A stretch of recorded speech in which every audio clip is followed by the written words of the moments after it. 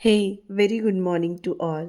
तर आज मी एक खूप साध्या विषयावर आणि खूप खोल विषयावर बोलणार आहे. तो म्हणजे बाहेर पडणं, थोडं फिरणं, स्वतःसाठी वेळ काढणं. आपण नेहमी असं म्हणतो ना, काय गरज आहे बाहेर जाण्याची? घरीच सगळं आहे, काम खूप आहे, वेळ नाही. पण खरं सांगू का, जेव्हा आपण सतत चार भिंतीत अडकून राहतो, तेव्हा आपलं मन हळूहळू थकायला लागतं आणि आपल्यालाच कळत नाही की आपण आतून किती दमलो आहोत. बाहेर पडल्यावर सर्वात आधी बदलती तो म्हणजे आपला श्वास, हवा वेगळी वाटते. आकाश पाहिलं की मन हलकं होतं. हिरवळ दिसली की डोळ्यांना शांतता मिळते. हे फक्त फिरणं नाही, हे आपल्या मनासाठी एक हीलिंग असतं. आपण खूप वेळा असं म्हणतो, मला काहीच करण्याची इच्छा नाही, डोकं खूप जड वाटतं, चिडचिड होते. पण त्या सगळ्याचं एक कारण असू शकतं, आपण स्वतःला थांबून श्वास घ्यायला वेळच देत नाही आहे. बाहेर पडणं म्हणजे स्वतःला रिचार्ज करणं. असं नाही की नेहमी ट्रिपच पाहिजे. कधी फक्त चालणं, कधी सूर्यास्त पाहणं, कधी चहा घेणं, शांत बसणं. हे छोटे क्षणच आपल्याला पटवून देतात की आपण स्वतःला वेळ देणं किती महत्त्वाचं आहे. बाहेर पडल्यावर आपण स्वतःला वेगळ्या नजरेने पाहतो. आपली बॉडी लँग्वेज बदलते, आपला आत्मविश्वास वाढतो. आपण स्वतःशी कनेक्ट होतो आणि जेव्हा आपण स्वतःशी कनेक्ट होतो तेव्हा जगाशी सामना करणं खूप सोपं होतं. खूप लोकांना वाटतं, मी बाहेर गेले तर लोक काय म्हणतील, घरची कामं बाकी आहेत. पण मला एक गोष्ट खूप छान कळली आहे, की ती म्हणजे रिकाम्या मनाने कोणालाही आनंद देता येत नाही.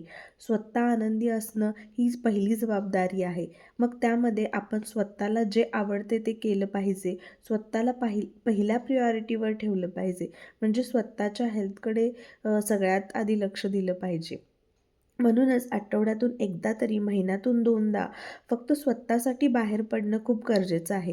कारण बाहेरची दुनिया पाहिल्यावर आपण आपल्या स्वतःला ओळखायला लागतो. आज अचानक संध्याकाळी कसं काय पाऊस पडलाय माहीत नाही, पण अचानक थोडासा पाऊस पडलाय कारण सकाळपासूनच पावसाचं वातावरण होतं आणि असं वाटत होतं की पाऊस पडेल. पण अशा ह्याच्यात पाऊस कसा पडलाय? पाऊस पडला अगस्त. पाऊस पडला का सांग ना. हो ना, हो ना, हो ना. हा.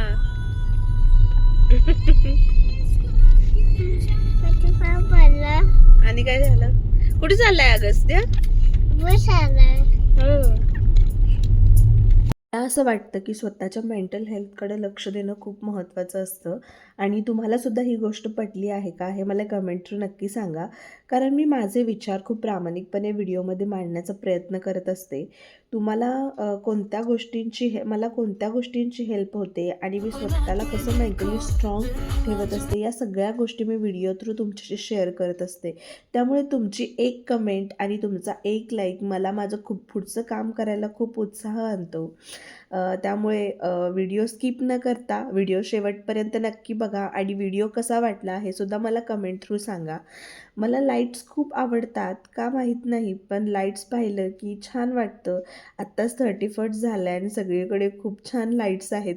त्यामुळं आम्ही असा विचार केला होता की ॲटलिस्ट लाईट्स बघायला मिळतील आणि घरात बसून कंटाळासुद्धा आला होता. थोडं फिरून आलं की म्हणजे माइंड फ्रेश होईल ह्या विचाराने आम्ही आज बाहेर पडलो होतो आणि खरंच तसं सगळीकडे खूप छान लाईट्स होत्या.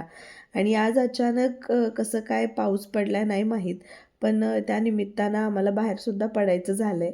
ओव्हरऑल रोडवर सगळीकडे छान म्हणजे दिसतंय, लाईट्स वगैरे आहेत, बिल्डिंग, दुकानं, रस्त्यावर सगळीकडे लाईट्सच लाईट आहेत.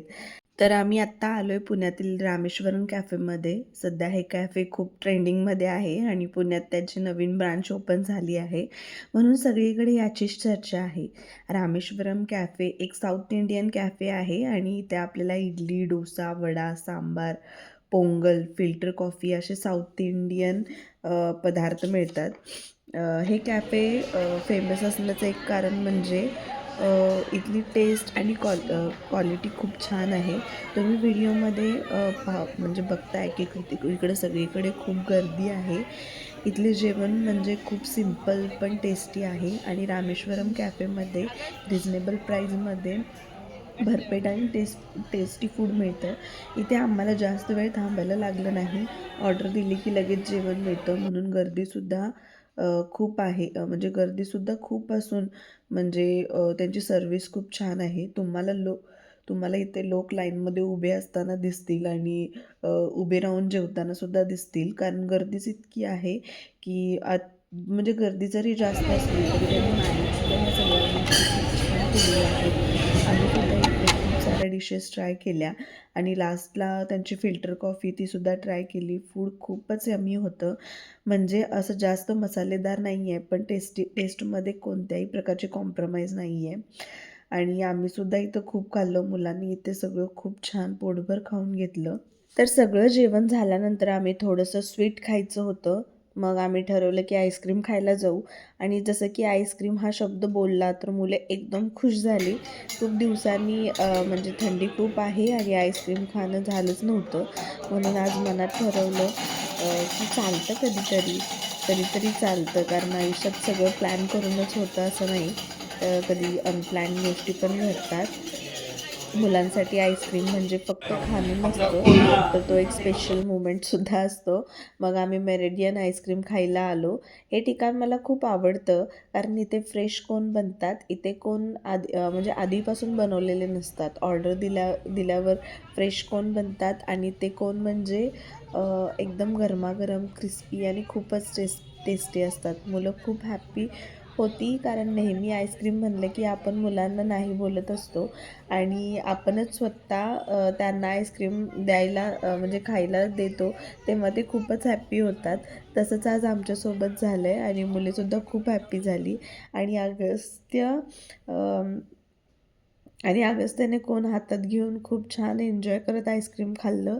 कधी माझ्याकडं बघून तो हसतोय आणि कधी मम्मा अजून असं सांगतोय. अशा छोट्या-छोट्या गोष्टींमधूनच खूप सुंदर आठवणी तयार होतात. महागडे प्लॅन्स नाही, लांब ट्रिप नाही, फक्त फॅमिलीसोबत थोडा क्वालिटी टाईम आणि एवढंच पुरेसं असतं. मेरिडियन आईस्क्रीममध्ये ॲटमॉस्फिअर पण सिम्पल आहे. फॅमिलीसोबत खूप शांतपणे आईस्क्रीम आपण एन्जॉय करू शकतो. म्हणूनच आम्हाला हे ठिकाण खूप आवडतं आणि जसं की तुम्ही व्हिडिओमध्ये बघताय, सगळे आपलं आईस्क्रीम खूप छान असं एन्जॉय करतायत. मुलंसुद्धा खूप हॅप्पी आहेत. तर आमचा आजचा दिवस असा खूपच छान गेला आणि वेळ किती फास्ट गेला ते कळलंच नाही. आधी टेस्टी फूड आणि मग आईस्क्रीम आणि सगळ्यात महत्त्वाचं म्हणजे मुलांचं ते निरागस हसणं. अ, मी अ, मी असेच फॅमिली रिलेटेड कधी टिप्स असे व्हिडिओज माझ्या चॅनलवरती अपलोड करत असते. जर तुम्हाला असे सिंपल फॅमिली मुमेंट्स आवडत असतील तर व्हिडिओ लाईक करा, कमेंट करा आणि अशाच डेली लाईफ व्लॉगसाठी चॅनलला सबस्क्राईब करा. आपण परत भेटू अशाच एका इंटरेस्टिंग व्हिडिओसोबत. तोपर्यंत स्वतःची काळजी घ्या. So take care friends and bye.